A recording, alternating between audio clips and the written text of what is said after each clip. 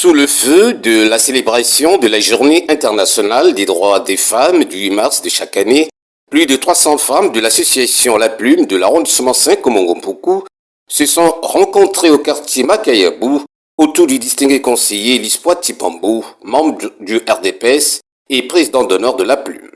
Objectif affiché, faire une réflexion commune sur les avancées de cette journée mémorable, voilà 115 ans, et comment emmener les femmes de l'association La Plume à s'intégrer réellement au processus du développement social de la gente féminine congolaise.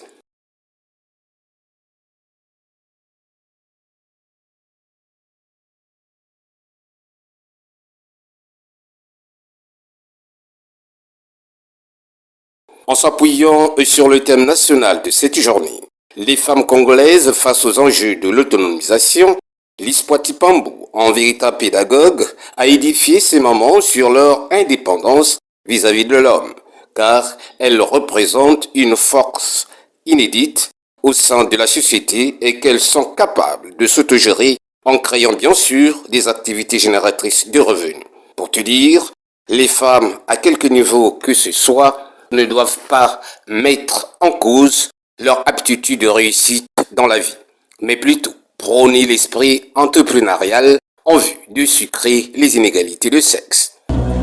Vraiment, le 8 mars pour nous, dans notre association, au nom de La Plume, vraiment, je ne sais même pas comment expliquer. Ça se passe très bien, en famille, entre nous les mutuelles et notre président d'honneur, Papa Lispoit, qui aime bien ses mamans, qui aime bien ses sœurs. Donc nous sommes là pour célébrer notre journée internationale de la femme. Tout à l'heure, le président a parlé des droits de la femme. J'espère que les femmes ont écouté. Avant, ils ne savaient pas.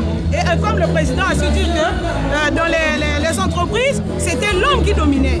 Mais l'homme, quand il domine, parce qu'il a un niveau, mais la femme aussi, si la femme a le même niveau que l'homme, pourquoi pas avoir les mêmes droits que l'homme? Donc, c'est pourquoi aujourd'hui, là, comme ils ont compris, montrer à une femme comment elle peut créer quelque chose, qu'elle peut mettre devant sa porte de la maison ou devant sa parcelle pour vendre et avoir quelque chose pour contribuer dans son foyer.